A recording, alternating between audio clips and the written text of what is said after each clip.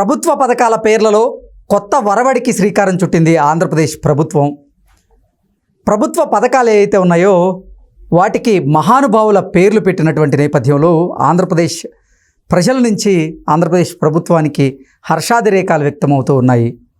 అబ్దుల్ కలాం గారి స్ఫూర్తితోనే ప్రభుత్వ పథకాల పేర్లు మార్చాము అంటూ నారా లోకేష్ గారు చెప్పినటువంటి నేపథ్యంలోనే నారా లోకేష్ గారి నిర్ణయానికి ఉప ముఖ్యమంత్రి పవన్ కళ్యాణ్ గారు ఫిదా అయినట్లుగా కొన్ని వార్తలు వస్తున్నటువంటి నేపథ్యంలో ఈ అంశం మీద మనం విశ్లేషణ చేసుకునేటువంటి ప్రయత్నం చేద్దాం. ప్రస్తుతం మనతో పాటు ఉన్నారు ప్రముఖ రాజకీయ విశ్లేషకులు, ప్రముఖ సీనియర్ జర్నలిస్ట్ దుర్గాపట్లమణి గారు. వారితో మాట్లాడదాం.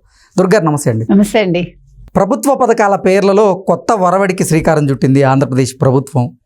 మహానుభావుల పేర్లు ఈ ప్రభుత్వ పథకాలకి వారు పెట్టినటువంటి నేపథ్యంలో లోకేష్ గారి నిర్ణయానికి పవన్ కళ్యాణ్ గారు ఫిదా అయినట్లుగా కొన్ని వార్తలు వస్తూ ఉన్నాయి. దీని మీద మీ విశ్లేషణ ఏంటి? అంటే ఇది చాలా చక్కటి ఆలోచన అండి. పేర్లు అనేది ఇప్పుడు మనం పథకాలు వాళ్ళు ఇస్తున్నారు, ఎవరి పేరుని ఇస్తున్నారు, ఎవరికి ఇస్తున్నారు, పేర్లు కాదు కదా. ఇక్కడ వ్యక్తి పేర్లు అవసరం లేదు. ఒక జగన్ పేరో లేకపోతే రాజశేఖర రెడ్డి గారి పేరో అవసరం లేదండి. గతంలో జగన్ చేసింది అదే. ఇప్పుడు ఎన్టీఆర్ గారి పేరు పెట్టారు, సరే రాజశేఖర రెడ్డి గారి పేరు కూడా మనం ఒప్పుకోవచ్చు. ఎందుకంటే ఆయన చాలా మంచి పనులు చేశారు. 108 కావచ్చు, లేకపోతే రైతులకు చేసింది కావచ్చు, మంచి మంచి పనులు చేశారు కాబట్టి వాళ్ళని ఆదర్శంగా తీసుకుని పెట్టడం తప్పులేదు. అదేవిధంగా ఎన్టీ రామారావు గారు అఫ్ కోర్స్ అందరికీ తెలుసు, తెలుగు వారికి ఒక గుర్తింపు తీసుకొచ్చిన వ్యక్తి. అవన్నీ కూడా ఆ రకంగా మనం తీసుకోవచ్చు. కాకపోతే అసలు ఎవరి పేరు అక్కర్లేదండి. ఇప్పుడు పథకాలు అనేవి ప్రజల సొమ్ముతో మీరు ఇస్తున్నారు, ప్రజలు కట్టిన ట్యాక్స్ అది, అంతేగాని ఎవరి జేబులోంచి ఎవరు ఇవ్వట్లా. కాబట్టి పథకాలకి స్ఫూర్తి ప్రదాతలు ఎవరైతే ఉన్నారో మనకి, అంటే మనం గతంలో వాళ్ళని తలుచుకుని ఇప్పుడు పిల్లలకి మనం బోధన చేస్తాం. మనం చూడు వాళ్ళు అలా చేశారు, అంత మంచి పని వాళ్ళ కాలంలో అని మనం ఎవరినైతే మనం స్ఫూర్తిగా తీసుకోండి అని చెప్తున్నామో అలాంటి వాళ్ళ పేర్లు పెట్టి పథకాలు పెట్టడం అనేది చాలా సముచితం అండి. అందులో ఏం ఆలోచన అక్కర్లే. మీరు చెప్పినట్టుగా ప్రజలు హర్షిస్తారు. ఇక్కడ కులం మతం ఇవేమీ లేవు, మనకు అవసరం లేదు. పథకం అనేది ఏ వ్యక్తికైనా వెళ్తుంది, ఇర్రెస్పెక్టివ్ ఆఫ్ క్యాస్ట్ క్రీడ్ మనం ఇస్తున్నాం. అక్కడ ఏమి ఎవరిని చూడం మనం. వాళ్ళకి నిజంగా అవసరం ఉంటే అవసరాన్ని బట్టి ప్రజలకి ప్రభుత్వం ఇస్తోంది. కాబట్టి ఈ రోజు ఏవైతే వీళ్ళు నిర్ణయం తీసుకున్నారో, అబ్దుల్ కలాం గారిని హర్షించిన వాళ్ళు ఎవరండి? ఎంత నిరాడంబరుడు ఆయన, ఎంత తెలివైన వ్యక్తి, ఎంత దాతృత్వం ఉంది ఆయనకి. అటువంటి వ్యక్తిని స్ఫూర్తిగా తీసుకోవటం మంచిదే. మీరు చెప్పినట్టు పవన్ కళ్యాణ్ గారు చెప్పబట్టి కదా మీకు గుర్తుంది. ఎందుకంటే పిఠాపురం కాబట్టి డొక్కా సీతమ్మ గారు లంకల గన్నవరంలో ఉండేవారు. ఆవిడ మండపేటలో పుట్టి గన్నవరానికి ఆవిడ మెట్టినిల్లది. సో ఆవిడ చదువుకోని వ్యక్తి అయినప్పటికీ ఆవిడ పేరున ఒక పథకం పెట్టడం అనేది చాలా హర్షణీయం అండి. ఇట్లా అసలు చేసినటువంటి సేవలు రకరకాలుగా చెప్తూ ఉంటారు. ఒక్కసారి మనం ఇవి చూసుకుని ఒక్కొక్క దాని మీద విశ్లేషణ చేసుకుందామండి. ఇప్పుడు నిన్న అసెంబ్లీ సమావేశాలు అయిపోయాక విద్యా వ్యవస్థలో పలు రకాల పేర్లను వచ్చి వీళ్ళు కూటమి ప్రభుత్వం మారుస్తూ నిర్ణయం తీసుకుంది. దీనికి సంబంధించి నారా లోకేష్ కూడా ఒక ప్రకటన విడుదల చేశారు. దాని ప్రకారం ఏంటంటే జగనన్న విద్యా కానుక స్థానంలో సర్వేపల్లి రాధాకృష్ణన్ విద్యామిత్ర అని పెట్టారనమాట. సర్వేపల్లి రాధాకృష్ణ విద్యామిత్ర అనే పేరు. మీకు సర్వేపల్లి రాధాకృష్ణ గారి గురించి తెలుసు. ఆయన ఆధ్యాత్మికం, తర్వాత ఆయన రాజనీతి, ఇవన్నీ కూడా ఆయన రాసిన వాల్యూమ్స్ ఉంటాయండి. అది ఇప్పటికి కూడా చాలా ఫేమస్ అన్నమాట. ఆయన తిరుత్తణిలో పుట్టారు, తర్వాత మద్రాసులో చదువుకున్నారు, ఆక్స్ఫర్డ్ యూనివర్సిటీలో కూడా ఆయన టీచింగ్ చేశారు. ఆయన తులనాత్మక అధ్యయనం మీద కూడా పరిశోధన చేశారు. తర్వాత హిందూ మతానికి సంబంధించి, తర్వాత ఈ తత్వానికి సంబంధించి అక్కడ టీచ్ చేసేవారు ఆయన. అది కాకుండా ఆయన రాష్ట్రపతిగా పనిచేశారు భారతదేశానికి. అది కాకుండా ఆయన చాలా పుస్తకాలు రాశారు. మీకు తెలుసా ఆయనకి 100కు పైగా డాక్టరేట్స్ ఉన్నాయి ఆయనకి. అంత గొప్ప వ్యక్తి ఆయన. ఆయన జన్మదినానికి అందరూ వచ్చి మేము సన్మానం చేస్తామంటే, నాకు సన్మానాలు అవి ఏమీ వద్దండి, మీరు చేయాల్సింది ఏంటంటే నా పుట్టినరోజు సెప్టెంబర్ 5ని మీరు ఉపాధ్యాయ దినోత్సవంగా జరుపుకొని, ఎందుకంటే ఆయన ఉపాధ్యాయులు కదా, కాబట్టి మీరు ఉపాధ్యాయులను గౌరవించండి, సత్కరించండి అని చెప్పారట. అందుకని సర్వేపల్లి రాధాకృష్ణన్ గారి పేరు మీద మనం సెప్టెంబర్ 5 ఉపాధ్యాయ దినోత్సవం జరుపుకుంటాం. సో ఈయన మీరు ఏ రకంగా తీసుకున్నా కూడా చాలా గొప్ప వ్యక్తి అండి ఆయన. ఆయన పేరుతోటి ఇవాళ ఈ పథకానికి, అంటే ఆ పేరుని సూచించడం అనేది ఎంతైనా సముచితంగా మనకుంది. ఇకపోతే మీరు చెప్పినట్టు డొక్కా సీతమ్మ గారు, డొక్కా సీతమ్మ గారి పేరుతోటి గోరుముద్ద స్థానంలో, జగనన్న గోరుముద్ద స్థానంలో డొక్కా సీతమ్మ మధ్యాహ్న భోజన పథకం. ఎంత అద్భుతం అండి.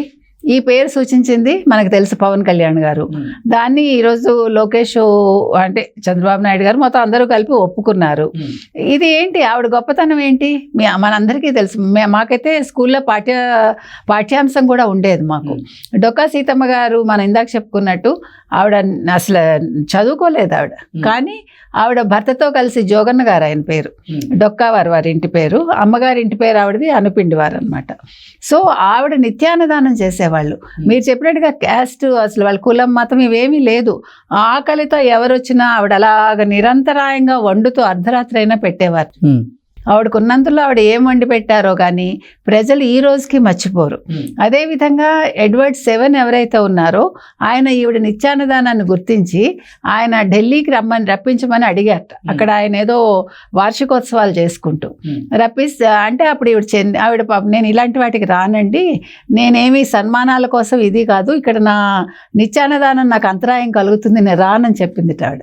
నాకు అవసరం లేదు ఇవన్నీ, నేను ఇక్కడ అన్నం కోసం వస్తారు నా దగ్గరికి, వాళ్ళని నేను కాదని మీ దగ్గరికి రానని చెప్పింది ఆవిడ. అప్పుడు ఆవిడ కూర్చునే కుర్చీలో ఆవిడ ఫోటో పెట్టి మద్రాస్ కార్యదర్శిని రావద్దని చెప్పి కార్యదర్శి స్థానంలో ఈవిడ ఫోటో పెట్టారట. ఆవిడకి అంత గౌరవం ఇచ్చాడు ఆయన, ఎడ్వర్డ్ 7 లండన్ నుంచి వచ్చి. అది ఆవిడ గొప్పతనం అండి. అంతేకాకుండా మీరు చెప్పినట్టు ఆవిడ ఏదో పుట్టింటికి వెళ్తూ ఉంటే మేనాలో ఒక పెళ్లి బృందం ఏదో వస్తున్నట్టు, ఓ పిల్ల ఏడుస్తుంది, నాకు ఆకలి వేసేస్తుంది అంటే, నువ్వు ఏడవకు, మనం వచ్చేసాము, డొక్కా సీతమ్మ గారు ఊరికి గన్నవరం వచ్చాం, మనం ఇంకో 5 నిమిషాలు వాళ్ళ ఇంటికి వెళ్తామంటే ఈవిడ గబగబా మేనాన్ని వెనక్కి తిరుగు ప్రయాణం అయిపోయి ఆవిడ వెళ్ళి వెంటనే వడ్డించింది ఆవిడ. అంటే ఆ దాతృత్వం అనేది, అంటే అన్నదానం చేయటం అనేది అది అందరూ చేయలేరండి చెప్పాలంటే. ఆవిడ మీరు చెప్పిన మాతృత్వం అనేది ఆవిడలో ఉంది. ప్రతి ఒక్కళ్ళలోనూ ఆవిడ బిడ్డను చూసుకుంది ఆవిడ. అది చిన్న విషయం కాదు కదా. అంటే ఈ రోజుకి మనం గుర్తిస్తున్నాము అంటే ఆవిడ ఎంత గొప్ప ఆవిడో. నిజంగా ఆ కుటుంబ సభ్యులు ఎంత అదృష్టవంతులో అనిపిస్తుంది నాకైతే. మనకి ఏం కావాలండి, కడుపుకింత అన్నం కావాలి మనకి. అలాంటిది అన్నం పరబ్రహ్మ స్వరూపం అంటారు. అటువంటి అన్నాన్ని ఆవిడ నిరంతరాయంగా ఇచ్చారు. ఇంకో విషయం ఏంటంటే వాళ్ళ దగ్గర అన్నీ అయిపోయాయటండి, ఆధారులు అన్నీ అయిపోయి ఆవిడ నగలు అన్నీ తాకట్టు పెట్టేసి ఆవిడ దగ్గర ఏదీ లేని స్థితిలో రాత్రి ఆవిడ భగవంతుని ప్రార్థించి వాళ్ళిద్దరు పడుకున్నారట. ఇంకా నీదే దయ, రేపటి నుంచి ఎవరు వచ్చినా మేము లేదని అనడానికి మాకు అంటే మా వల్ల కాదు, మమ్మల్ని ఏం చేయమంటావు అని ప్రార్థించి పడుకుంటే వాళ్ళకి పెరట్లో లంక బిందెలు దొరికాయటండి, వాళ్ళ పెరట్లోనే. అది కూడా వాళ్ళు అన్నదానానికి ఉపయోగించారట. ఇంక ఇంతకంట గొప్ప వ్యక్తి పేరు ఎక్కడ దొరుకుతుందండి కదా. ఆ విషయంలో కూడా మనం అప్రిషియేట్ చేయాలి, అంటే గుర్తించగలగాలి. ఇప్పుడు మీరు ఆయన ఒక ప్రాంతానికి నిల్చున్నాడు, ఆయన పిఠాపురం నిల్చున్నందుకు అతను చేయాల్సింది చేశాడు పవన్ కళ్యాణ్.